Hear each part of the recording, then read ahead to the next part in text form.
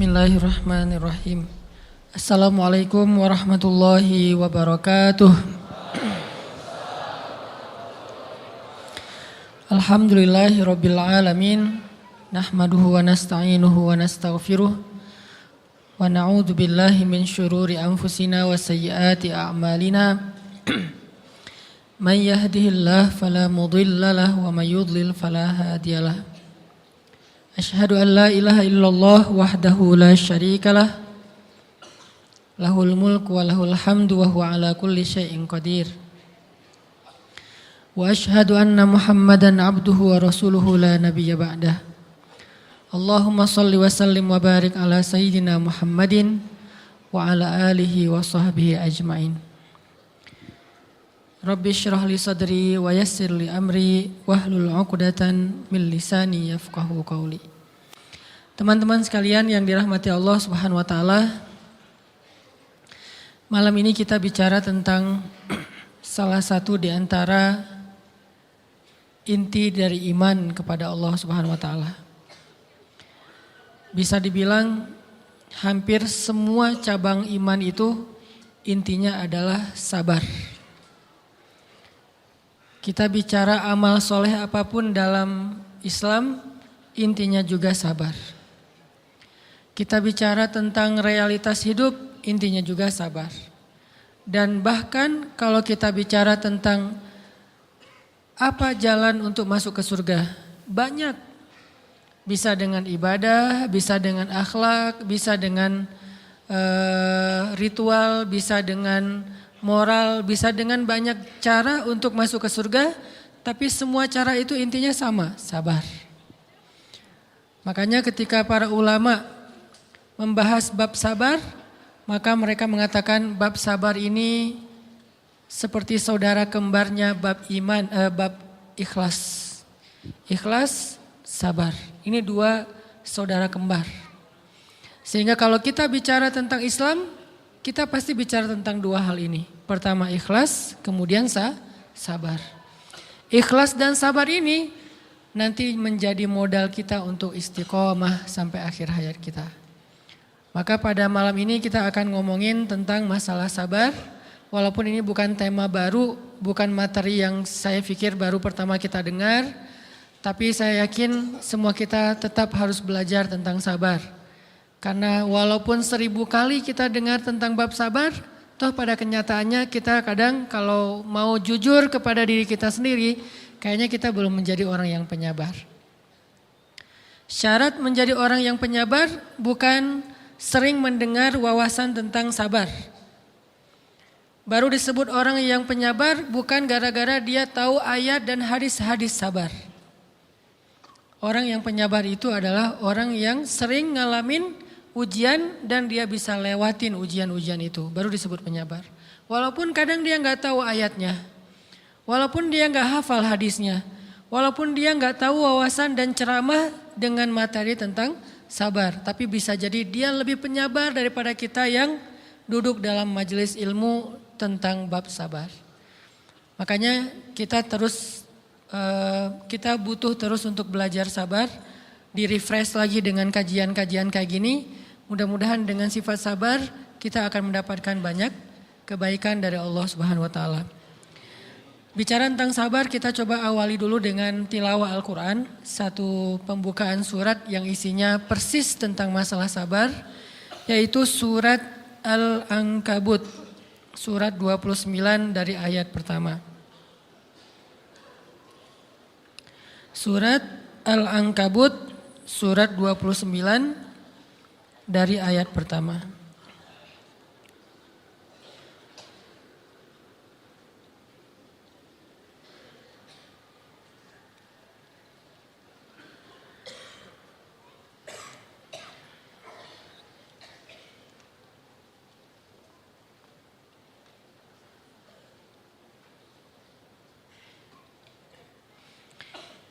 A'udzu billahi minasy syaithanir rajim. Silakan.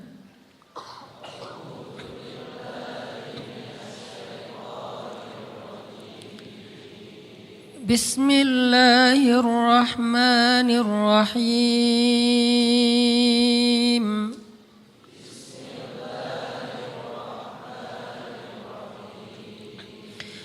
ألف لام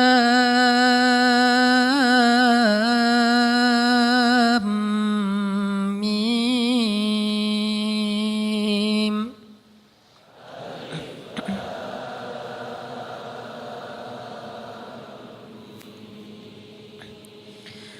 أحسب الناس أن يتركوا أن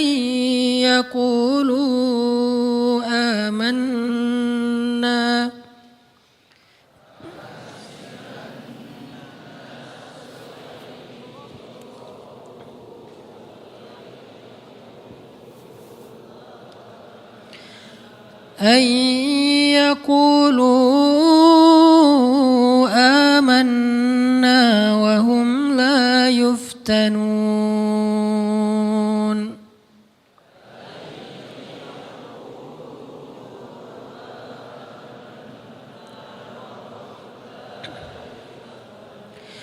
ولقد فتنا الذين من قبلهم فليعلمن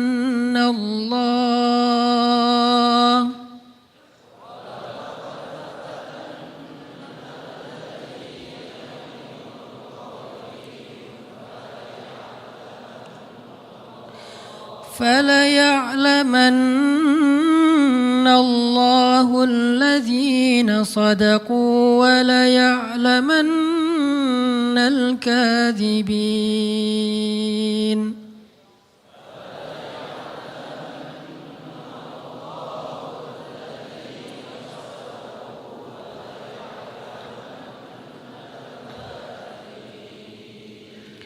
Alif Lam Mim.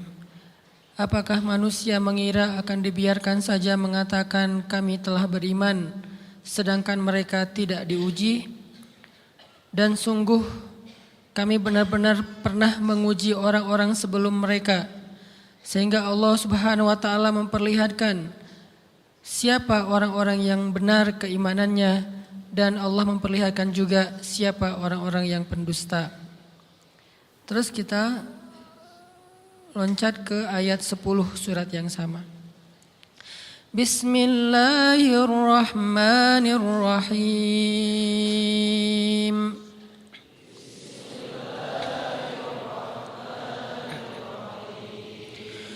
Wa minan nasi man yaqulu amanna billah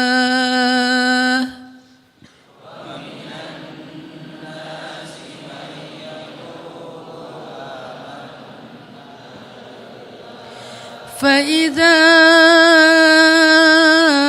أوذي في الله جعل فتنة الناس كعذاب الله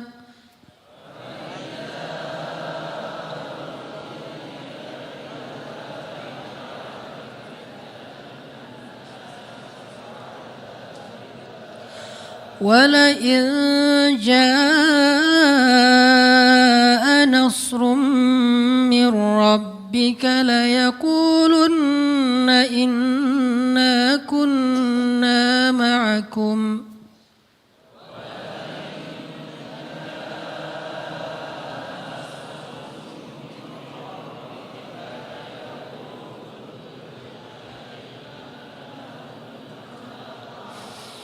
أوليس الله بأعلم بما في صدور العالمين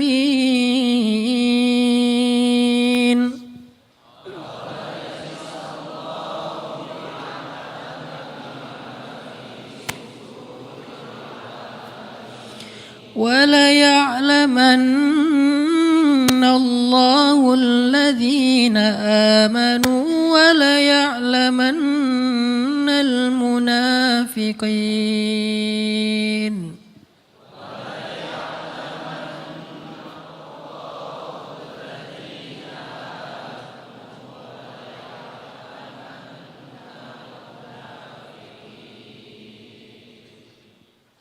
Dan di antara manusia ada orang yang berkata, kami beriman kepada Allah. Namun apabila ia diuji di sisi Allah, ia menganggap ujian manusia itu sebagai azab dari Allah. Dan sungguh jika datang pertolongan dari Tuhanmu, mereka pasti akan berkata, sesungguhnya kami ikut bersama kalian.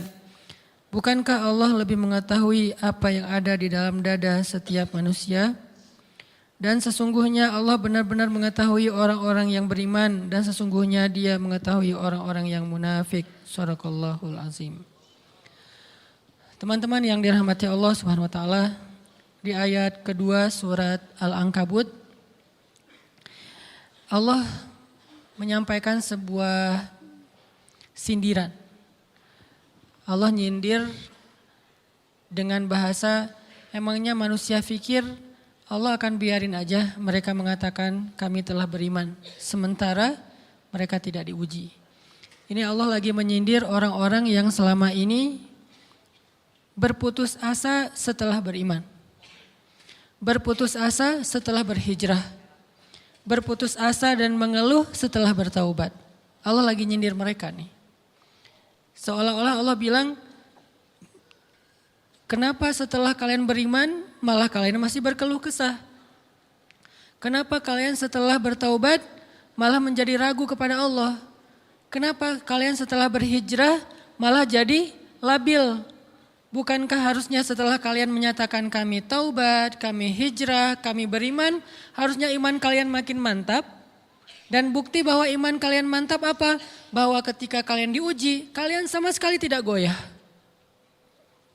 Jadi Allah Subhanahu wa taala seolah-olah mengatakan bahwa ujian adalah tabiat iman.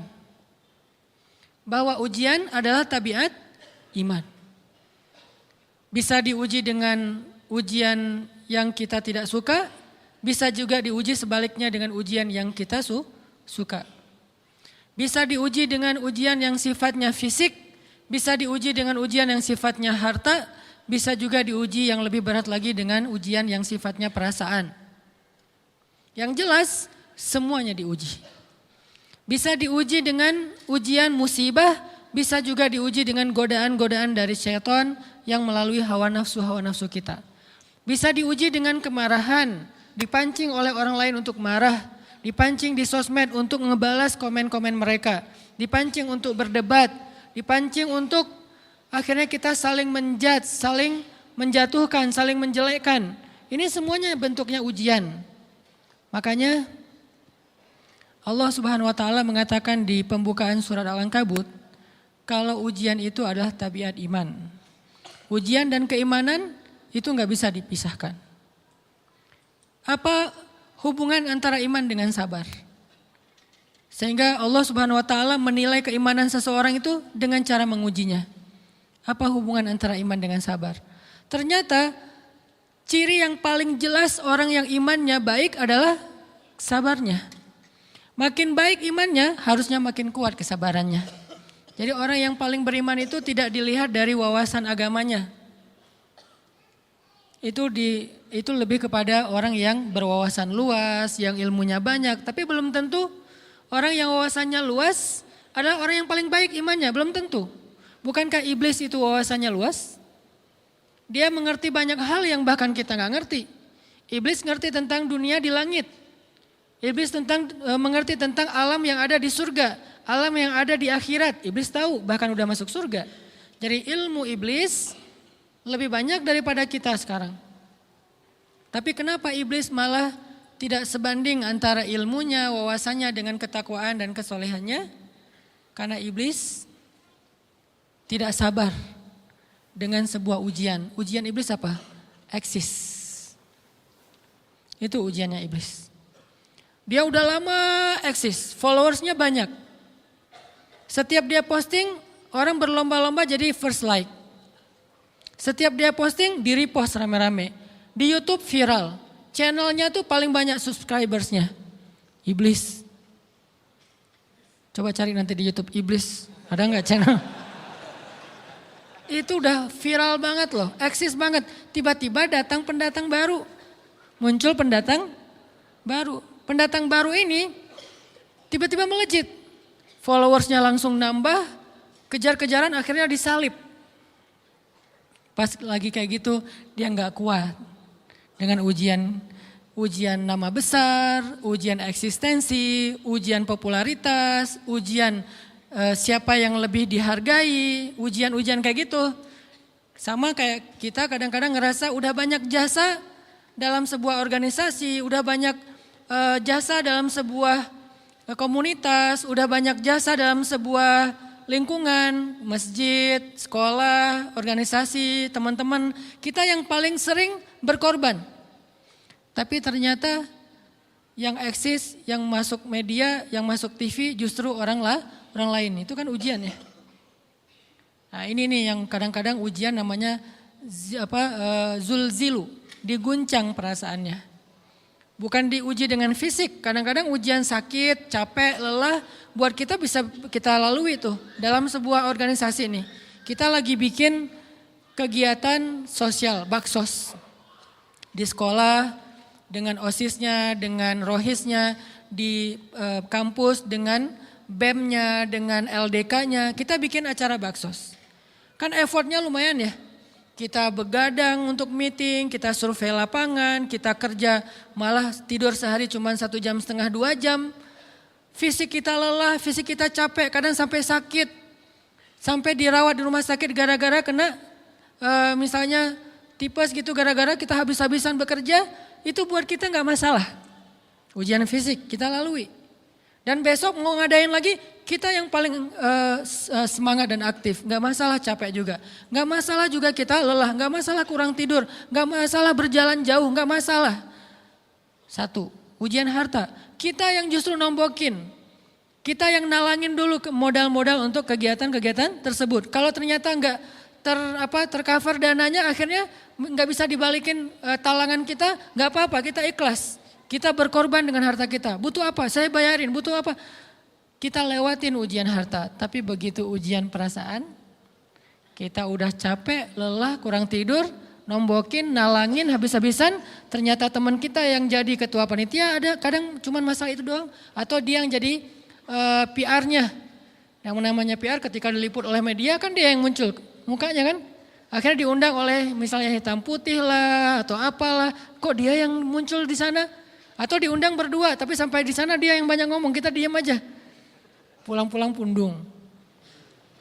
Begitu besok mau ngadain lagi udah gak mau terlibat. Left group. Kenapa itu terjadi? Ujian zulzilu, perasaan. Itu yang dialamin oleh iblis. Iblis rela banget disuruh beribadah, sujud beribu-ribu tahun, kuat iblis. Kalau kita mungkin jidatnya hitam, kalau iblis mungkin udah kepala-kepalanya hitam, saking rajinnya sujud. Wah, ibadahnya udah ribuan tahun. Iblis disuruh berkorban dengan harta yang dia miliki, dia kasih aja semuanya. Tapi kalau disuruh dia ngalah dari Adam untuk memimpin alamin, menjadi khalifatullahi fil ard, menjadi pemimpin wakilnya Allah di muka bumi, buat iblis ini berat. Kenapa dia? Ana khairum min, saya lebih baik daripada dia. Saya lebih senior daripada dia. Saya lebih sehat daripada dia. Saya lebih keren daripada dia. Saya lebih. Ujian emosional, ujian ego, ujian perasaan. Itu yang lebih berat buat kita. Kadang sakit dan dirugiin orang lain, teman segala macam kita masih oke lah. Selama ini asal kita ngumpul selalu gua yang bayarin, oke deh gak usah dibahas. Baru dibahas nanti pas sakit hati. Kalau belum sakit hati kan gak dibahas kan. Gak apa-apa deh kita terus yang bayarin, kita traktirin ngopi apa segala macam. Gak pernah dibahas. Kebersit sih di benak kita, cuman gak mau dibahas. Kenapa? Udahlah biarin aja, easy going. Kemudian kayak kita yang capek harus rempong sana kemari segala macam. Selalu acaranya di rumah kita, akhirnya kita yang bayarin, kita yang rempong, nyiapin segala macam, bebersih sendiri. Tapi begitu ada yang nyakitin perasaan kita sedikit aja, semua itu balik lagi. Dari dulu ya, nah keluar kan? Kenapa? Dipancing oleh ujian perasaan. Jadi ternyata yang paling berat itu adalah zulzilu, diguncang perasaannya. Kita kadang-kadang habis-habisan buat seseorang, gak masalah. Hujan-hujanan dia yang pakai jas hujan, kita gak pakai apa-apa, gak apa-apa. Sakit-sakitan juga, dikerok dan segala macam, biarin aja. Kalau perlu misalnya kalau bannya lagi kempes dia naik Grab, kita dorong-dorong motor terus cari tempat segala macam sampai tengah malam. Enggak apa-apa deh buat dia. Apa sih yang enggak buat kamu? Begitu dia selingkuh, keluar semuanya. Mulai list report keuangan. Wah, dulu sekian sampai uang receh-receh juga dihitung kan ya. Kenapa bisa kayak gitu? Perasaan kan? Nah, ini nih yang kita coba belajar. Mungkin malam ini kita lebih banyak membahas tentang sabar terhadap ujian perasaan. Karena banyak macam-macam ujian. Nah, gimana kita memanage perasaan kita? Gimana cara kita merecovery perasaan kita dengan bab sabar? Insya Allah nanti akan kita lanjutkan setelah selesai sholat isya. Barakallah. Bismillahirrahmanirrahim. Teman-teman yang dirahmati Allah Subhanahu wa taala, kita lanjutkan tentang masalah sabar. Terutama sabar zulzilu, ketika kita diuji dengan ujian ego, marah, perasaan, sakit hati, yang kayak gitu-gitu. Ini ujian jauh lebih berat daripada ujian fisik dan ujian harta. Termasuk rasa cinta, rasa benci, kadang itu menjadi ujian. Kenapa ujian bikin kita jadi tidak lagi logis, nggak realistis, dan kadang-kadang mengabaikan hal-hal nilai-nilai yang kita selama ini pegang sebagai satu kebenaran. Kita ngabaikan batasan-batasan syariat. Ini semuanya ujian dari Allah Subhanahu wa taala. Sehingga tidak disebut orang yang beriman kecuali ketika Allah Subhanahu wa taala melihat dia sabar dalam ujian. Kalau dia nggak sabar dalam ujian, malah di dalam pembukaan surat Al-Ankabut tadi Allah menggolongkan mereka termasuk orang-orang yang munafik. Apa arti yang orang munafik? Orang yang mengaku beriman tapi sebetulnya dia tidak beriman. Apa salah satu buktinya? Dia tidak sabar. Jadi kalau kita mau menilai diri kita mukmin atau munafik, dan ini bukan materi untuk menjudge orang lain. Oh ternyata dia itu munafik. Bukan. Lagi-lagi konsep kita belajar itu angle-nya untuk diri kita sendiri. Saya sangat tidak merekomendasikan kita belajar untuk mendapatkan kaca pembesar. Mencari-cari kesalahan saudara kita. Tapi kita belajar untuk semakin bisa bercermin. Untuk menemukan aib dan kekurangan diri kita. Jadi semakin kita tahu ilmu agama, semakin kita tahu ayat dan hadis, semakin kita punya cerminan untuk menilai diri kita dan memperbaiki diri kita. Bukan nyari kaca pembesar untuk memperjelas aib-aib dan kesalahan orang lain. Kalau kita pengen menilai diri kita ini orang yang mukmin atau munafik, caranya lihat aja kita sabar nggak nih, terutama dalam masalah emosional. Dalam masalah ego, dalam masalah marah, dalam masalah hawa nafsu, dalam masalah perasaan cinta, dalam masalah benci segala macam. Masih bisa gak kita adil bahkan kepada orang yang kita benci? Adil kepada orang yang kita benci. Adil kepada musuh sekalipun. Bahwa jangan sampai kita gara-gara gak suka kepada seseorang, kita berlaku zalim kepada dia. Jangan. Ini berarti kita harus ngelawan ego kita sendiri. Ego untuk memaafkan orang lain. Ego untuk bisa melupakan kesalahan orang lain. Ego untuk bisa berlapang dada dengan hal-hal yang gak nyaman daripada orang lain. Ini adalah ujian yang paling berat. Di situ kita bisa lihat kita ini mukmin atau munafik. Kalau gak pernah sabar sama sekali dalam masalah ego, dalam masalah emosional, berarti jangan-jangan kita tergolong di antara orang-orang yang kata Allah, wa ma hum bimu'minin. Mereka bukan orang yang beriman. Kata Allah di surat Al-Ankabut, mereka itu adalah wala ya'lamannallahul munafikin, orang-orang yang munafik. Nauzubillah min dzalik. Kalau kita merasa pernah sabar terhadap emosi kita, sekarang kita lihat sesering apa kita sabar terhadap emosi kita. Maka derajat seorang mukmin tergantung tingkat kesabarannya. Ada yang orang sabar hanya kalau disakiti dengan satu kata. Ada yang sabar dengan satu kalimat. Ada yang sabar dengan satu paragraf. Ada yang sabar dibully rame-rame juga dia sabar. Berarti lahum darajatun inda rabbihim. Orang beriman juga bertingkat-tingkat. Dan tingkatan itu tergantung tingkat kesabaran kita dalam menghadapi ujian, salah satunya ujian emosional kita, perasaan kita. Sehingga teman-teman yang dirahmati Allah SWT, salah satu program kita untuk terus mengembangkan diri, program untuk tumbuh, program untuk memperbaiki diri kita di hadapan Allah itu adalah coba kita program dalam sehari aja, terus kita nilai berapa kali kita berhasil ngelewatin ujian emosional. Bukan cuma marah, termasuk cinta, benci, tersinggung, sakit hati, kayak gitu-gitu. Berapa kali kita bisa berhasil melewati itu dalam sehari. Gak usah seminggu, sehari aja. Di jalan, sama temen, di grup WA, di IG, di Twitter, di mana gitu. Coba kita lihat berapa kali kita bisa menahan diri kita dan bersabar. Bukan berarti tidak respon ya, bukan berarti pasif. Kita bisa merespon tapi dengan cara yang elegan. Kita bisa merespon tanpa harus memperlihatkan emosional yang meledak-ledak. Bukan berarti ketika disakiti orang, dihina dan segala macam kita diam aja. Gak selalu kayak gitu. Kadang-kadang kita perlu merespon untuk mengklarifikasi, tabayun kalau kata orang-orang yang dalam ilmu fikih. Kita harus tabayun, tapi tabayun dengan marah itu beda. Tabayun dengan mencela itu beda. Sehingga kita mencoba menahan diri berpikir, aduh capek kalau gitu. Tapi kan ini bagian dari pembelajaran. Makin terbiasa kayak gitu, terbiasa elegan, maka otomatis jadi nggak terlalu repot lagi. Kan awal-awal bersikap pengen yang bijaksana, yang elegan, yang dewasa, itu kan kadang-kadang harus diusahain ya. Karena belum mengkarakter. Harus mikir dulu gimana ya sikap yang paling dewasa, gimana ya sikap yang paling bijaksana, gimana ya sikap yang paling wise, gimana ya sikap yang paling elegan, masih mikir. Tapi setelah berkali-kali kita latihan, lama-lama itu menjadi spontanitas kita. Dan kalau udah bisa kayak gitu, insya Allah kita sudah mulai meniru nih akhlak Nabi Muhammad SAW. Ini ujian perasaan banget. Kalau tadi saya ngasih contoh diselingkuhin itu sebetulnya cuman bercanda ya. Karena diselingkuhin ini pastinya bukan ujian, tapi musibah. Pengkhianatan ya, tidak ada tempat. Gimana kita ngelawan perasaan kita kalau lagi kayak gitu?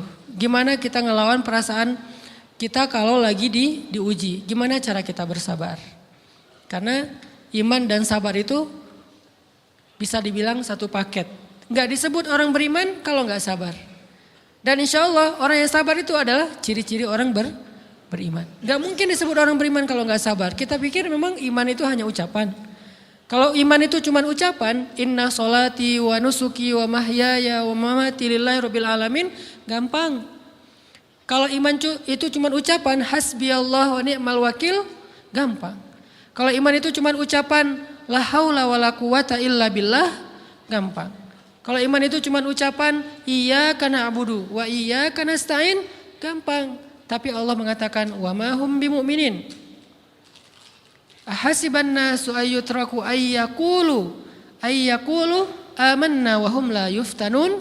Emangnya cukup dengan hanya mengatakan kami telah beriman lalu tidak diuji? Ternyata iman adalah sabar dalam ujian.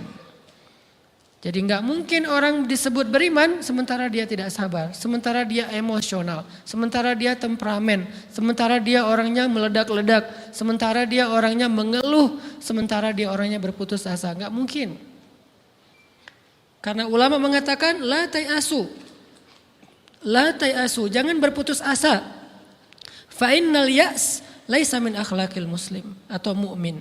Karena sesungguhnya keputusasaan bukan di antara akhlak orang yang beriman. Orang yang beriman itu tidak pernah berputus asa. Serumit apapun masalah kita, kalau kita punya yakin sama Allah bahwa Allah ala kulli syai'in qadir, maka kita pasti akan punya harapan. Kalau kita yakin bahwa Allahu Akbar, sebesar apapun masalah kita, Allah lebih besar daripada masalah kita kan? Bukankah kita mendengar Allahu Akbar, Allahu Akbar. Ada gitu yang lebih besar daripada Allah? Harusnya kita tidak pernah berdoa kepada Allah sambil mengatakan, ya Allah saya punya masalah besar. Itu sama aja dengan kita ngeledekin Allah. Sama aja kayak kita datang ke teman kita bilang gini, saya mau pinjam duit. Enggak akan banyak kok, saya tahu kamu kalau kebanyakan kamu enggak akan sanggup. Kan enggak mungkin kita ngomong gitu kan ya. Saya lagi banyak hutang nih. Saya mau minta tolong sama kamu, insya Allah saya enggak akan minta seutuhnya. Saya tahu kamu juga kurang duitnya. Saya minta dikit-dikit aja lah. Kan enggak gitu kan cara kita minta tolong. Sama aja kita doa, ya Allah saya punya masalah besar. Ngomong ke Allah punya masalah besar. Kalau kita ngomong ke manusia kayak gitu wajar. Tapi ke Allah, ya Allah saya punya masalah kecil nih. Apa? Ada hutang sedikit, berapa? 100 M. Allah kan ghaniyun, maha kaya. Jadi jangan pernah mengatakan 100 M itu besar di hadapan Allah. Kita ngeremehin Allah banget. Bukankah Allah maha kaya? Jangan pernah mengatakan bahwa musibah kita, ditinggalkan orang yang kita cintai, dibully seluruh dunia, itu besar di hadapan Allah. Bukankah Allah cukup buat kamu, kata kamu? Inna sholati wa nusuki wa mahyaya hasbiyallahu ni'mal wakil. Jadi Allahu Akbar. Sehingga kalau kita berdoa, ya Allah saya punya sedikit masalah. Bukankah Umar pernah mengatakan, ya nafsi, idza daqat alaikid dunya, fala taquli ya Rabbi indi hammun kabir, faquli ya hammun indi rabbun kabir. Wahai jiwaku, kalau kamu merasakan kesempitan, kegalauan, bingung, sakit, jangan pernah kamu mengatakan ya Rabbi saya punya masalah besar. Tapi katakanlah, wahai masalah saya punya Rabb yang maha besar. Iman dan harapan, berharap itu nggak bisa dipisahkan. Iman dan sabar itu nggak bisa dipisahkan. Iman dan berserah diri atau menyerahkan urusannya, tawakul atau kita nyebutnya tawakal, nggak bisa dipisahkan. Bagaimana kita mau menyebut diri kita mukmin sementara kita nggak sabar ketika diuji dengan perasaan? Alhamdulillah kalau kita selama ini masih bersabar dengan ujian fisik. Ujian fisik yang setiap hari kita alamin apa? Lelah, capek, pulang kerja, pulang sekolah, pulang dari kampus, ngaji. Capek kan? Belum lagi macet-macetan, belum mandi pula.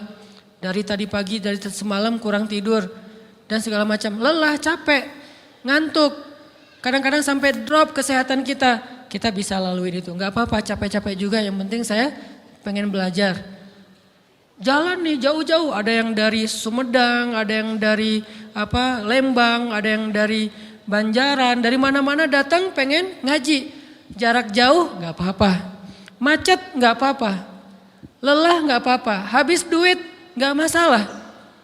Tapi sampai di sini kesenggol dikit aja sama teman kita dalam ucapan mungkin, dalam ekspresi kadang-kadang kita senyumin nggak dibalas senyum, atau mungkin hal-hal sepele. Itu bikin seolah-olah amal kita yang udah habis-habisan tadi jadi berkurang sampai habis pahalanya. Ujian perasaan. Kadang-kadang datang ke sini nggak ada rasa tidak nyaman sedikit mungkin dengan teman kita atau dengan orang yang di sebelah kita. Akhirnya kita merasa tersinggung, akhirnya kayak jadi berlebih-lebihan. Di tangga, di pintu, pas keluar, di tempat wudhu, di mana. Hal sepele sebetulnya, tapi mengganggunya bukan fisik kita. Yang terganggu bukan harta kita, tapi yang terganggu perasaan kita nih, rasa nyaman kita yang terganggu. Seolah-olah hilang semuanya. Jadi gak berarti, ini namanya ujian teman-teman. Mudah-mudahan kita bisa istiqomah dalam masalah perasaan ini. Pertanyaan sederhananya adalah gimana sih cara kita menghadapi itu? Saya juga lagi belajar, ini bukan kata saya ya, tapi saya coba merangkum dari beberapa hadis, dari beberapa ayat. Mudah-mudahan ini jadi semacam tips dari Allah, dari Rasul, cara kita supaya lebih sabar dalam menghadapi ujian, khususnya ujian perasaan. Pertama, saya mengambil dari hadis riwayat yang diriwayatkan dari Abu Hurairah, hadis Hasan. Nabi SAW mengatakan, "Ma yazalul bala'u bil mu'mini wal mu'minati fi nafsihi wa waladihi wa malihi hatta yalqallaha ta'ala wa ma alaihi khati'ah." Tidaklah seseorang selesai diuji, baik dia laki-laki orang yang beriman atau perempuan yang beriman, baik itu ujiannya terjadi pada dirinya atau melalui anaknya atau melalui hartanya. Artinya ujian harta, ujian fisik, ujian perasaan. Sampai dia bertemu dengan Allah dan dia tidak punya dosa. Apa maksud dari hadis ini? ujian itu tidak akan berakhir kecuali kalau dosa kita sudah habis. Allah akan menguji kita terus untuk membersihkan diri kita dari dosa. Sehingga yang harus kita coba bangun awareness dalam diri kita kalau lagi diuji, Allah pengen membersihkan dosa saya nih. Sehingga kita ridho dengan ujian, bukan ikhlas ya. Kalau ikhlas ibadah, kalau ujian ridho, rela. Saya ridho ya Allah walaupun ini berat. Saya ridho ya Allah walaupun saya berharap Engkau beri jalan keluar. Saya ridho ya Allah walaupun saya berharap ditolong oleh Allah. Tapi tetap ridho diberikan ujian itu sambil berdoa diberikan jalan keluar, ditolong, diberikan keajaiban. Cuman gak mau mengeluh. Dan berdoa meminta jalan keluar bukan mengeluh, itu ibadah. Berdoa itu ibadah dalam Islam. Sehingga Allah suka banget sama hamba yang berdoa. Allah suka dengan hamba yang curhat. Nabi itu kalau lagi curhat, doanya aja bisa berjam-jam cuma doa doang tuh. Kayak hadis Aisyah pas lagi cemburu malam-malam kan. Aisyah lagi tidur, ini jatah malamnya Aisyah. Tiba-tiba dia nyari-nyari raba-raba, Nabi gak ada. Dicari di kamar mandi gak ada. Biasanya Nabi sholat di sebelah Aisyah. Wah curiga nih, jangan-jangan ke rumah si fulan. Dicari ke rumahnya, ditelepon gak aktif, mungkin lagi dicas, datang ke rumahnya. Ketuk pintu. Hafsah, Nabi di rumah kamu enggak? Enggak Aisyah, beneran. Cari ke rumah Sofia. Sofia, Nabi di sini enggak? Enggak, beneran. Cari ke rumah Maria. Maria di sini enggak Nabi? Enggak. Kemana ya Nabi? Rumah istri-istri yang lain enggak ada. Pas balik ke rumahnya, ngelewat masjid, ngelihat Nabi lagi sujud di Masjid Nabawi, di mihrab. Dan Aisyah mendengar Nabi menangis sambil berdoa. Dan sujudnya itu seperti membaca 1 juz Al-Quran. Dan itu isinya doa nangis. Robbi. Jadi kalau kita katakan gak usah banyak berdoa sama Allah, malu. Justru Allah suka kepada hamba yang berdoa. Justru sebaliknya kalau kita jarang berdoa atau enggan berdoa, buat Allah itu orang sombong. Allah gak suka hamba kayak gitu.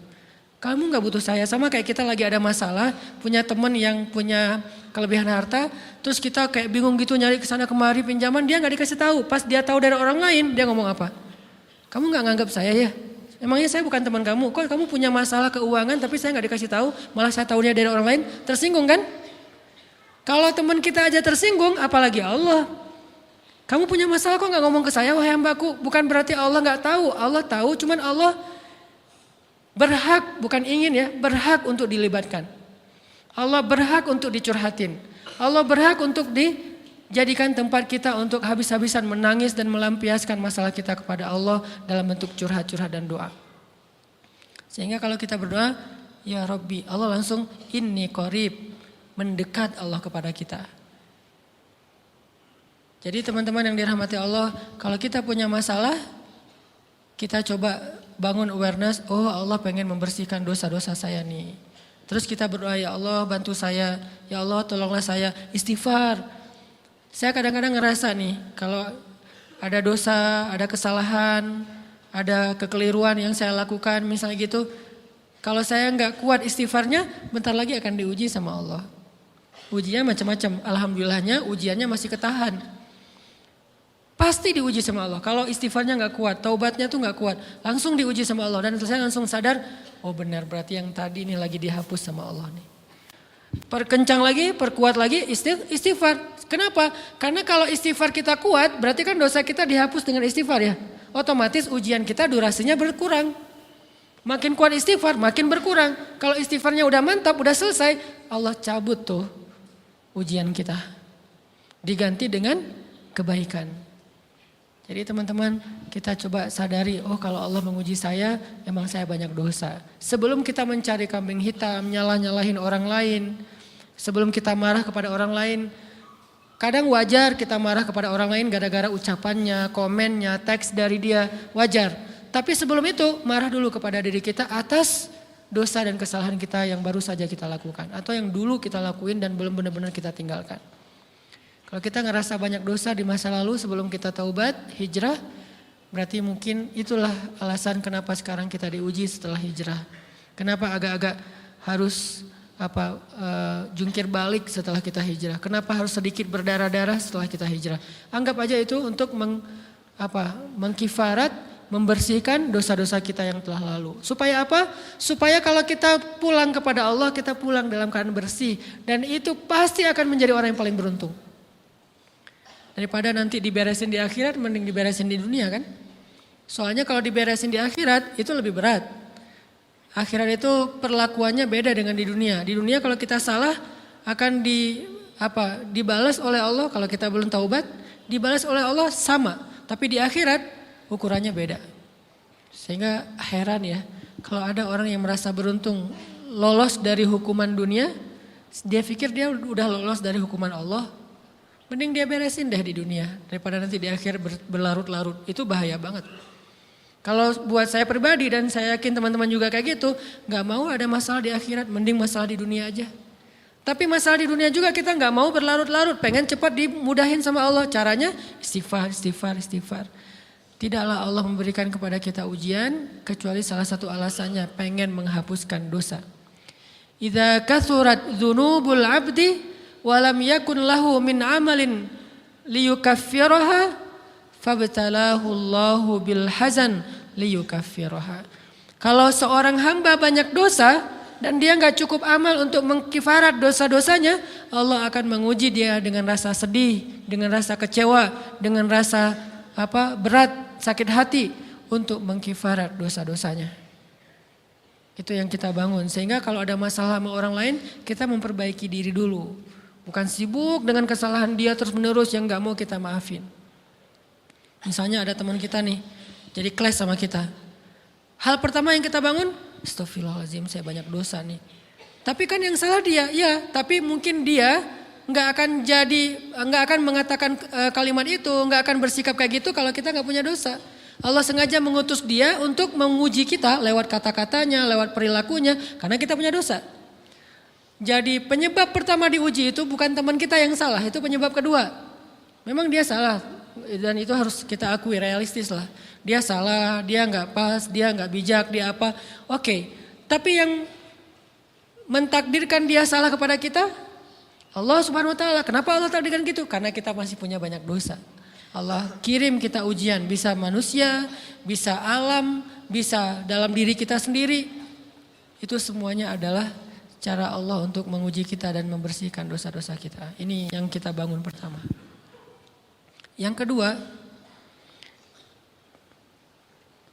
kata Nabi di dalam hadis Bukhari, "May yuridillahu bihi khairan." Yang terkenal kan yufaqihu fiddin, itu yang terkenal. Ternyata ada dua modelnya. Ada may yuridillahu bihi khairan yufaqihu fiddin. Siapa yang Allah pengen kasih dia kebaikan kebaikan, Allah akan buat dia mengerti halal dan haram. Itu berarti Allah sayang sama dia. Ini satu model hadis. Ada model yang kedua, mirip redaksinya. May yuridillahu bihi khairan yusib min. Hadis Bukhari. Siapa yang Allah pengen ngasih dia kebaikan, Allah uji.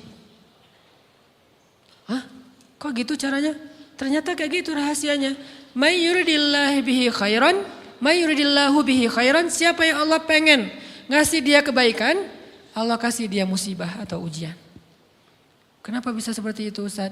Fa inna ma'al usri yusra, inna ma'al usri yusra. Seolah-olah Allah bilang di dalam ayat itu, kalau kalian mau dapat kemudahan, biasanya lewatnya kesusahan dulu. Kalau kalian pengen dapat keberuntungan, biasanya dapatnya kerugian dulu. Tapi keberuntungan dan kerugiannya pasti gak sebanding. Keberuntungannya jauh lebih besar daripada kerugiannya. Kerugian itu kayak modal doang, DP. Jadi kalau kita mau dapat kejutan dari Allah, Allah kasih kita DP. DP-nya apa? Ujian. DP-nya musibah. DP-nya rasa gak nyaman. Itu DP tuh. DP terhadap apa? DP dari Allah terhadap hadiah-hadiah besar yang Allah pengen ngasih ke kita setelahnya. Cuman banyak orang yang menolak DP ini. Sama kayak kita misalnya. Kalau kita mau ngasih dia hadiah, kita kasih dia kayak kejutan dulu. Dia lagi ulang tahun nih, disiram air dulu. Setelah itu dikasih hadiah-hadiah yang mahal. Rela gak disiram air demi hadiah? Rela, udah siramin lagi aja. Kalau setelahnya ada hadiah. Yang kita gak rela, kalau setelah disiram, disuruh bersih-bersih sendiri dan gak dikasih apa-apa. Kan gak rela tuh. Berarti ini bab iman. Yakin gak kalau Allah tetap ngasih hadiah? Kan sabar dan iman itu ternyata tahu aman, kembar. Kalau kita yakin Allah ngasih hadiah setelah ngasih kita DP ujian, ya kita akan sabar. Gak apa-apa deh, bentar lagi mau dikasih hadiah, digini-giniin juga gak masalah. Dibully, diapain sama Allah, biarin aja. Ya Allah saya sabar, kan bentar lagi mau dikasih hadiah nih. Ini masalah yakin. Tapi kalau kita gak yakin, apa sih maunya Allah gitu kan. Begitu kalimat ini keluar, maka yang muncul setelahnya adalah mengeluh, berputus asa, dan gak akan sabar menghadapi ujian. Ujian, kata Nabi, may yuridillahu bihi khairan, siapa yang Allah pengen kasih hadiah, siapa yang Allah pengen kasih kejutan, siapa yang Allah pengen kasih pertolongan, siapa yang Allah pengen kasih kebaikan, yusib min, Allah akan uji dia dulu. Ini sunnatullah, sehingga kalau kita lagi diuji, yang kita lihat jangan ujiannya, apa setelah itu. Gimana ngelihatnya Ustaz gak kelihatan? Dengan mata hati. Istafti qalbak, tanya kepada hatimu, kelihatan gak? Dengan mata hati. Gimana ngelihat dengan mata hati? Dengan iman, saya percaya Allah pasti ngasih kebaikan setelah ini. Orang Allah sendiri yang ngomong, gak ada satu huruf pun di Al-Quran yang salah. Apalagi satu ayat, apalagi 2 ayat. Fa inna ma'al usri yusra, ditegesin lagi. Inna ma'al usri yusra. Tapi usr dulu, baru yusr. Dikasih kesusahan sedikit, dikasih kemudahan yang banyak. Dikasih kesusahan sedikit, dikasih kemudahan yang banyak. Ini yang kita coba bangun tajdidul iman. Bangun memperbaharui yakin. Sehingga ketika kita diuji, sedih, wajar. Mengaduh sedikit bukan mengeluh ya. Kalau mengeluh kan nyalahin Allah. Kalau ngaduh, yang namanya orang dicubit kan, itu ngaduh. Tapi kalau, apa sih maunya Allah? Nah itu ngeluh. Antara mengadu dengan mengeluh berbeda. Mengadu itu manusiawi. Sedih itu manusiawi. Air mata bahkan bukan hanya manusiawi, itu rahmat dari Allah. Orang yang gak bisa menangis itu yang bahaya. Kalau kita masih bisa menangis, berarti kita masih peka hatinya. Bukankah anak kecil paling sering menangis? Berarti hatinya peka. Siapa lagi selain anak kecil yang paling sering menangis? Cewek. Cowok itu emang gak punya perasaan, makanya jarang nangis. Cewek dikit-dikit nangis, jangan bilang, cemen banget sih nangis apa, cengeng apa. Enggak, karena dia perasaannya lebih peka dari kita. Itulah kenapa Allah menitipkan bayi kepada perempuan. Kalau dititipin ke laki-laki hancur. Di balik kepekaan perempuan, di balik sensitifnya perempuan, di balik perasaannya yang luar biasa, di situ Allah Subhanahu wa taala menitipkan amanah, dia yang paling baik dalam merawat bayinya. Perempuan secara umum mungkin lebih banyak bicara daripada laki-laki ya. Walaupun ada orang yang perempuan pendiam banget, ada yang gak ngomong sama sekali, misalnya diem-diem aja, ada. Tapi secara umum perempuan lebih banyak berucap daripada laki-laki. Emangnya ini kekurangan? Bukan. Ini kelebihan. Kalau dia berikan itu dalam hal yang tepat. Apa yang tepat? Mendidik anak. Justru karena perempuan banyak ngomong, lebih baik dalam mendidik anak daripada laki-laki. Laki-laki itu kurang mendidik, kurang mengedukasi kepada anak dengan usia tertentu karena dia jarang memahamkan. Salah hanya marah, salah hanya ditegur. Kalau ibunya jelasin gini sebelum tidur ibunya yang ceritain banyak cerita. Saya sendiri ngalamin sering mana seorang ayah sama ibu interaksi sama anak dalam bentuk verbal. Sering ibu. Jadi menangis itu rahmat dari Allah. Gak apa-apa, nangis aja. Dan itu tidak disebut mengeluh. Kamu kok nangis sih? Kan orang Islam harus sabar. Emangnya nangis dengan sabar itu bertolak belakang? Sabar tetap sabar. Ya nangis jalan aja terus nangis. Nangis apa pakai nangisnya gak cuma nangis doang. Emotikonnya juga nangis, berderai-derai gitu. Sampai air matanya menggenang gitu kan ya. Boleh lah. Ditambah lagi dengan visual menangisnya. Posting bahwa dia lagi tertusuk duri. Dengan postingan kaktus atau apalah. Dia pengen share ke semua orang bahwa saya sedang sedih. Sehingga nanti ketika ada orang yang menghibur dia dengan sedikit kata-kata yang sabar ya segala macam. Wah makin berderai-derai. Itu belum jadi. Kecuali dia keluarkan kata-kata mengeluh. Baru dia disebut orang yang banyak mengeluh. Berputus asa. Kalau mengaduh wajar. Walaupun ada nabi udah diuji berat gak mau mengaduh. Apalagi ngeluh. Zakaria. Digergaji mengadu aja enggak. Kenapa? Karena kata malaikat kalau kamu mengaduh sedikit aja. Maka Allah Subhanahu wa taala akan menghancurkan kaum ini. Dia kasihan kepada kaumnya enggak mau mengaduh. Satu-satunya orang yang kita tidak boleh mengaduh hanya orang tua. Atau itu mengeluh kalau untuk orang tua. Kalau yang lain nggak disebut mengeluh. Kalau ke teman, malas nggak apa-apa. Jangan sering-sering tapi. Apaan sih? Ke teman boleh. Tapi ke orang tua, saja itu bukan lagi mengadu, itu sudah mengeluh. Khusus untuk orang tua. Kalau di antara manusia. Kalau kepada Allah dan Rasul, pastinya lebih dari itu. Ketika kita diam saja, tidak langsung beranjak sami'na wa ata'na labbaik ya rabbi wa sa'daik, enggak memenuhi panggilan Allah, itu sudah disebut bagian dari kufur ingkar. Tapi minimal kita mungkin masih mengadu, kita masih menangis, kita masih lelah, kita masih merasa lemah, setidaknya kita tidak mengeluh. Kenapa? Kita percaya Allah kalau mau ngasih hadiah kepada hambanya, DP-nya itu ujian. Dan yakinlah hadiahnya minimal 10 kali lipat lebih baik daripada ujian itu. Minimal, karena nggak ada amal soleh yang dibalas di bawah 10 kali lipat tuh nggak ada. Amal soleh, amal ya bukan niat. Amal yang udah kita kerjakan minimal dibalas 10 kali lipat. Minimal, maksimalnya bighairi hisab, tanpa batas. Bighairi hisab, tanpa batas. Ada yang 700 kali lipat kayak sedekah. Tapi tetap aja ayat sedekah di akhirnya ujung-ujungnya apa? Bighairi hisab juga kan? Berarti sedekah itu minimal dibalas 700 kali lipat. Minimal. Kalau kita yakin. Selalu syaratnya kalau kita yakin. Dan saya ngebuktiin itu banget. Saya pernah ngalamin lagi jalan-jalan di sebuah kota yang ada becak kayuhnya, becak sepeda gitu ya. Jalan terus saya bilang, Pak berapa ongkosnya? 20.000. Udah naik aja 20.000. Karena kita keliling-keliling kota, ternyata saya jadi kasihan sama dia 20.000. Kasihan kan 20.000 dibayar keliling kota, walaupun pas mampir beberapa tempat mungkin dia dapat tips ya. Tapi saya nggak tega gitu, dia cerita tentang anaknya lagi sekolah, apa segala macam, makin bikin baper kan. Pas selesai, saya kasih dia 100.000. Dari 20.000 dikasih 100.000 karena kasihan. Dan saya yakin, nggak mungkin sedekah itu sia-sia. Kan Nabi bersumpah kan, demi zat yang jiwaku di dalam genggamannya, tidak berkurang harta karena sedekah. Demi Allah kata Nabi, nggak berkurang harta karena sedekah. Berkurang harta karena belanja? Ya. Berkurang harta karena pacaran? Banget. Modal banget kan? Apalagi buat cowok. Tapi berkurang harta karena sedekah? Gak mungkin kata Nabi. Demi Allah gak berkurang harta karena sedekah. Berkurang harta karena istri? Enggak. Karena memberi kepada istri itu pahalanya lebih gede daripada sedekah. Makanya ngemodalin pacaran setelah nikah itu tumbuh berkah. Modal pacaran sebelum nikah itu apes. Jadi kalau pengen modal nih, ngemodalin cewek, traktir, ngapa-ngapain, bayarin, jangan sebelum nikah. Sebelum nikah jadi orang pelit aja, nggak apa-apa.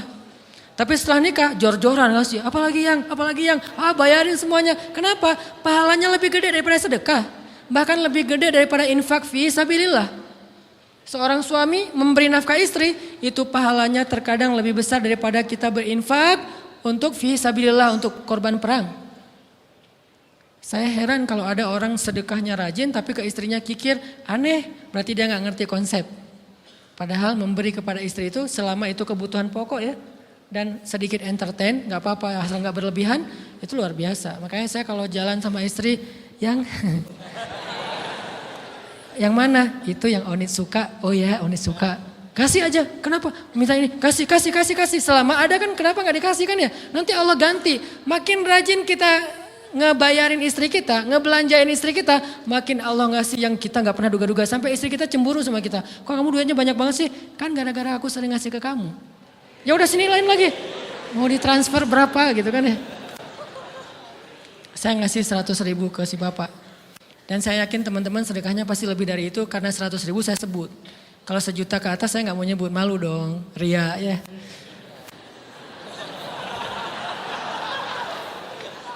Sebenarnya gak pernah sih.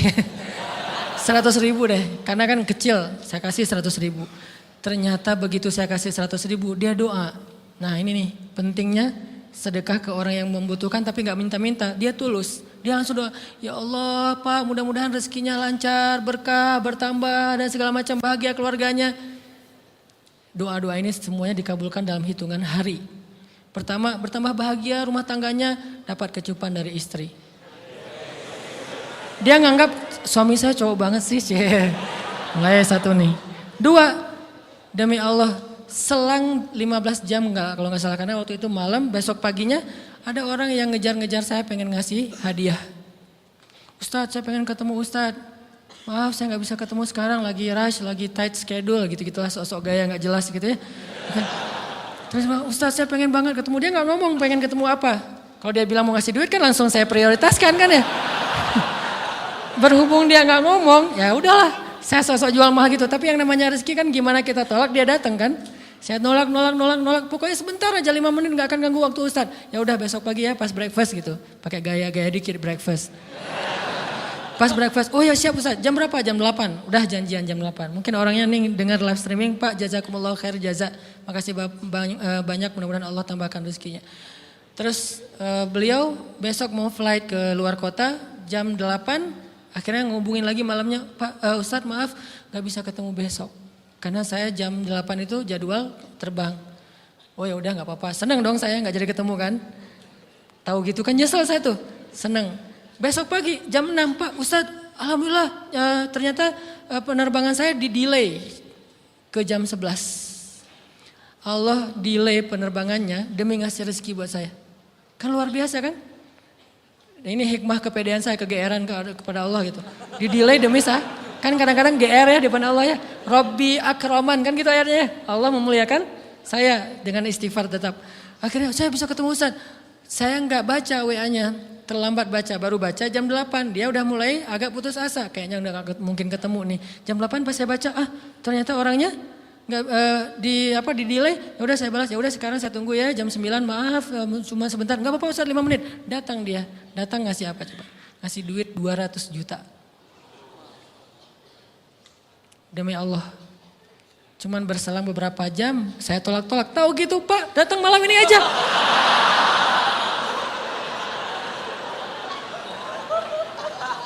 Harusnya malam itu juga saya cari orangnya. Kalau perlu saya yang nyamperin Bapak. Sherlock, saya kejar.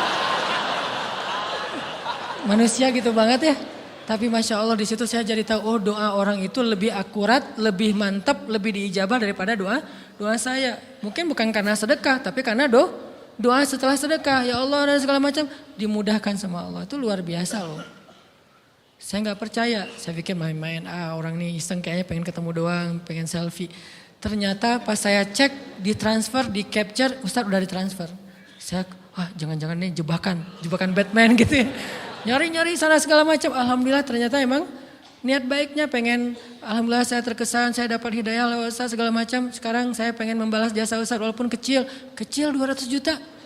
Untung saya nggak kaget dan kemudian pingsan. Pak 200 juta, stroke kan ya bahaya. Lebih mahal dari 200 juta. Ini keajaiban ya teman-teman. Jadi kita tuh, saya kan sering bilang keajaiban itu terjadi tergantung tingkat iman. Bukan saya udah soleh banget enggak. Saya belajar terus untuk yakin deh sama Allah. Modal kita tuh kan gini sebetulnya kan. Duit kita tuh banyak loh teman-teman. Cuman gak disimpan di bank, gak disimpan di saku. Disimpannya di sisi Allah. Bedanya apa sih? Kenapa kita kalau disimpan di bank tenang? Saya lagi punya duit banyak dari 100 juta. Di mana? Di bank. Aman. Kenapa kalau disimpan di saku aman, tenang? Kenapa kalau disimpan Allah nggak tenang?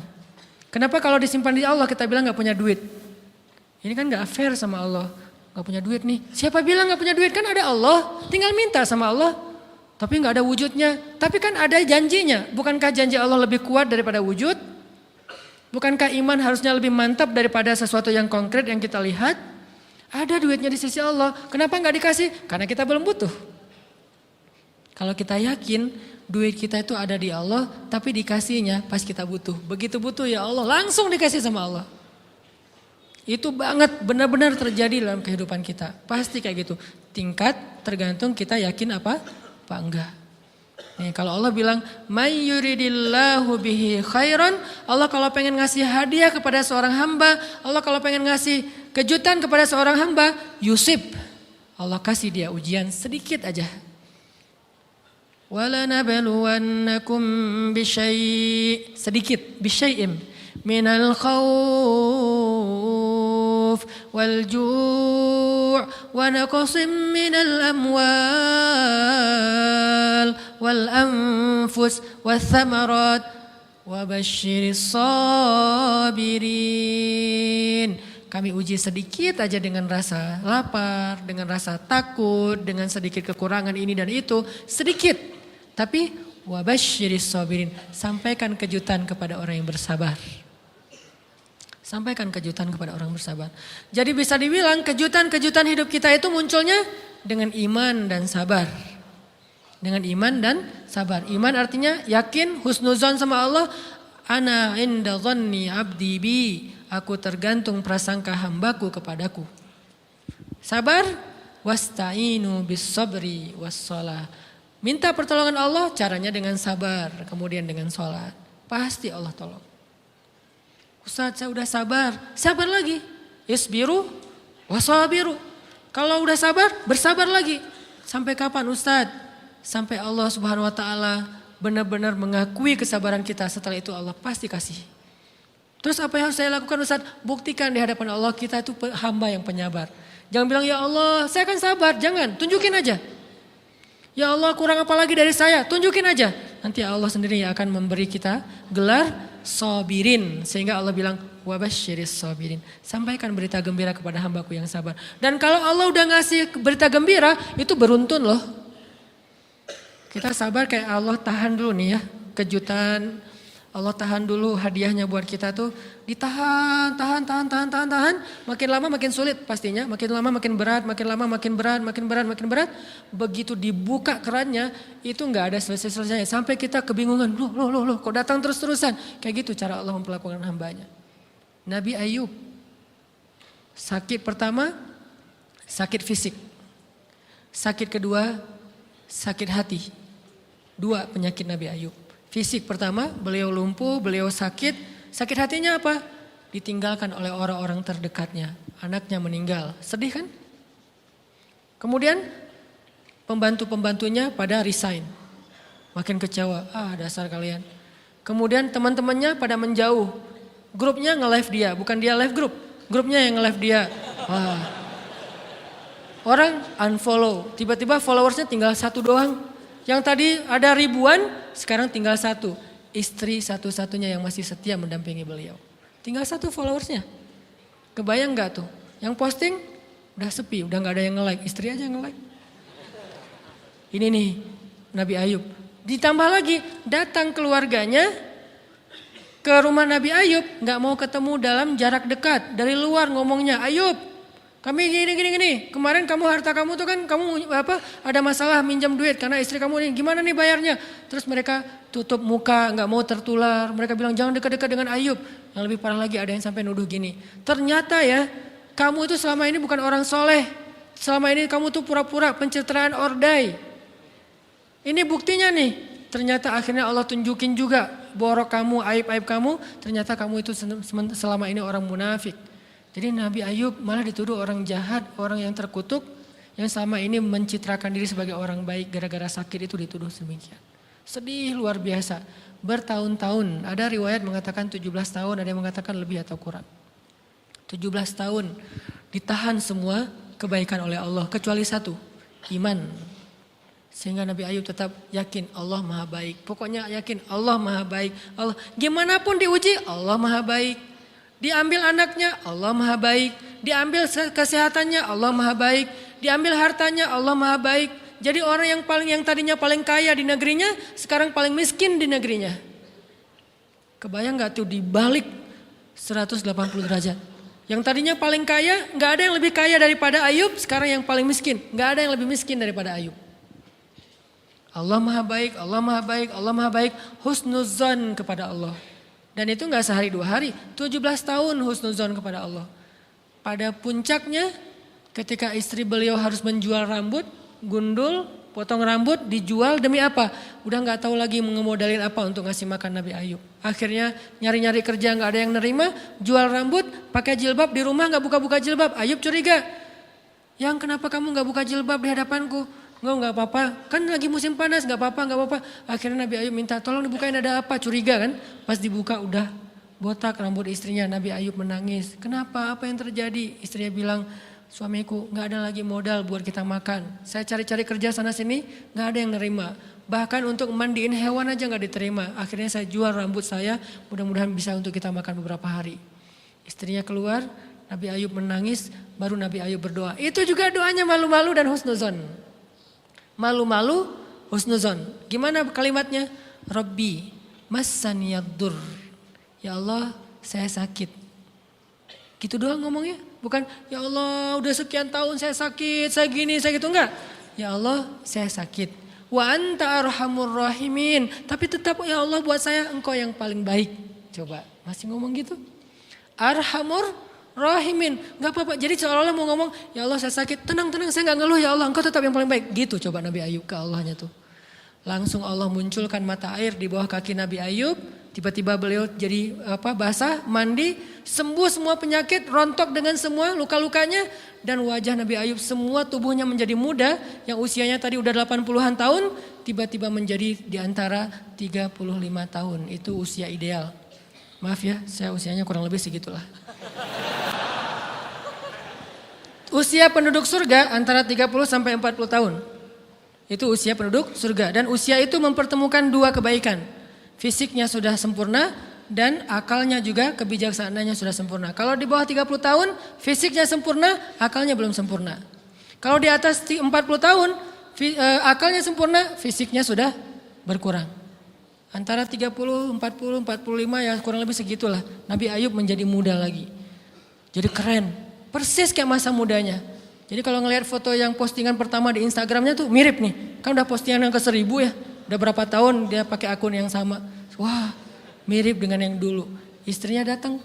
Begitu datang, astagfirullahaladzim, ada cowok keren di rumahnya. Tapi mirip Ayub, cuman gak mungkin ini Ayub.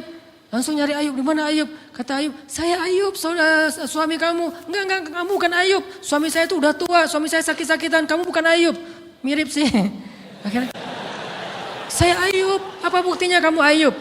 Ditunjukkan buktinya oleh Nabi Ayub. Apa buktinya? Nabi Ayub menyampaikan beberapa kenangan mereka berdua di masa lalu yang gak ada yang tahu kecuali mereka berdua. Itulah pentingnya kita menyimpan kenangan.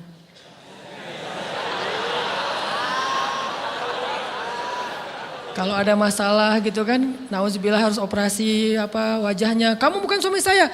Ada buktinya apa? Ada satu hal yang cuma kita berdua yang tahu. Kalau perlu jangan satu hal, banyak hal ya. Cuman kita doang yang tahu. Orang lain nggak tahu. Pas disebut itu benar, tidak ada yang tahu masalah itu kecuali kita berdua. Akhirnya dipeluk Nabi Ayub ngajak istrinya untuk mandi di mata air yang sama. Istrinya mandi langsung muda lagi. Setelah itu Allah SWT beri mereka harta yang sangat banyak. Lihat kalau Allah udah buka, pertama fisiknya disempurnakan lagi. Kemudian Allah turunkan air hujan. Diturunkan hujan bukan air. Hujannya dinar dan dirham. Di belakang rumah Nabi Ayub itu ada tempat penampungan gandum gitu kan. Ada 2 tempat penampungan. Turun hujan pertama dinar. Sampai penuh penampungan gandum dengan dinar. Koin-koin dinar yang 1 dinar mungkin harganya sampai 3 juta. Turun banyak. Kemudian turunnya lagi dirham. Penuh. Turun lagi di atas atap-atap beliau. Sampai rumah Nabi Ayub dipenuhi dengan dinar dan dirham. Ini apa? Nabi Ayub kaget. Setelah itu istrinya hamil. Setiap tahun ngelahirin 13 anak Nabi Ayub yang sudah Allah wafatkan. Lahir setahun satu. Wajahnya, karakternya, namanya semua persis seperti yang sudah Allah ambil. Seolah-olah mereka belum meninggal tapi mereka hanya pergi dan kembali lagi. Dibalikin semuanya. Dan Nabi Ayub lebih kaya berpuluh-puluh kali lipat daripada sebelum beliau sakit. Buah dari kesabaran. Artinya Allah kalau mau ngasih kebaikan yang berlipat ganda, yang luar biasa, yusib, Allah kasih dia ujian sedikit. Itu hadis Bukhari. May yuridillahu bihi khairan yusib min. Allah akan menguji dia. Dan yang terakhir yang kita coba bangun juga, ini saya yang lebih ke perasaan ya. Kalau amaliyahnya mungkin ustadz-ustadz lain mengajarkan amal riyadhah buat sabar segala macam. Ini lebih ke perasaan. Satu, kita yakin emang kita layak dikasih hukuman kayak gini, emang kita banyak dosa. Jangan terlalu besar kepala, saya gak layak dihukum, saya gak layak diperlakukan kayak gini. Kalau manusia ke kita wajar kita ngomong kayak gitu. Saya gak layak diperlakukan kayak gini sama dia, oke. Tapi oleh Allah layak banget karena emang kita banyak dosa. Makanya kalau kita gak kuat lama-lama digituin, banyak istighfar. Yang kedua, husnuzon, lebih keperasaan nih. Oh Allah pengen ngasih saya kejutan. Sabar, sabar, sabar. Sampai kapan? Sampai Allah benar-benar melihat kesabaran kita. Yang ketiga, nah ini juga lebih keperasaan. Allah itu kalau kangen kepada kita, ngasih kita ujian. Terutama kita yang kalau nggak dikasih ujian, jarang romantis sama Allah. Kalau udah dikasih ujian, Allah Akbarnya tuh bergetar gitu. Allahu Akbar. Kenapa banyak ujian? Tapi kalau lagi normal, sholat mah sebelah kaki, santai aja. Kalau perlu bersandar gitu ya. Sholatnya nggak wudhu, tayamum cepet-cepetan, biar gampang gitu. Kan tayamum juga boleh Ustaz, kayak gitu-gitu lah. Kenapa? Kalau lagi normal. Doa, Rabbana atina fid dunya hasanah. Kalau misalnya baca dalam sholat, qul huwallahu ahad, itu juga dibagi 3 rakaat. Tapi kalau lagi diuji, Alif Lam Mim, Toha, Yasin, semua dibaca pembukaan surat. Khatam 30 juz teh. Kenapa? Lagi diuji. Sholat panjang, doa ya Allah, habis-habisan. Baru takbir udah nangis, Al-Fatihahnya nangis. Terus kalau ini baca Al-Quran, Bismillahirrahmanirrahim, khusyuk gitu. Tahajud, belum malam dia udah tahajud gitu. Tahajud, kirain udah saking semangatnya. Maksudnya apa belum malam dia udah tahajud? Dari sore udah kangen malam. Kapan ya malam, kapan ya tengah malam, kapan ya saya pengen tahajud, kangen dengan tahajud. Kan ada orang kayak gitu, saya kenal beberapa orang yang katanya hanya menunggu malam aja setiap hari. Setiap pagi kapan ya malam. Pas malam bahagia tahajud, pagi lagi kapan ya malam. Artinya belum malam udah tahajud, saking kangennya dengan tahajud. Rindu banget sama Allah, romantis banget dengan Allah. Khatam Al-Quran berkali-kali dalam seminggu. Begitu dia dikasih jalan keluar, menjauh sampai lupa sama Allah. Sehingga kalau Allah kangen sama dia, Allah kasih dia ujian dikit. Ta'ala ya abdi, kesini wahai hambaku, kesini. Biar kita berdua-duaan lagi nih. Kalau gak mau digituin, tetaplah dekat kepada Allah walaupun kehidupan kita dalam keadaan mudah. Tetaplah romantis sama Allah, tetaplah gampang tersentuh oleh ayat-ayat Allah walaupun hidup kita dalam keadaan normal. Mudah-mudahan 3 rahasia ini bisa menjadikan kita berhusnuzon dan terbangun awareness kita ketika kita lagi diuji. Terutama ujian-ujian yang spontan muncul dari kata-kata teman kita, dari sikap orang lain. Langsung ingat, oh saya emang ada dosa yang mau Allah hapus. Oh habis ini mau dikasih kejutan. Oh Allah lagi pengen dekat sama saya. 3 hal ini mudah-mudahan terus kita latih. Awarenessnya yang dilatih bukan hadis-hadisnya yang dihafal. Mudah-mudahan ketika diuji spontan kita langsung sadar. Langsung balik on the track. InsyaAllah Allah subhanahu wa ta'ala istiqomahkan kita.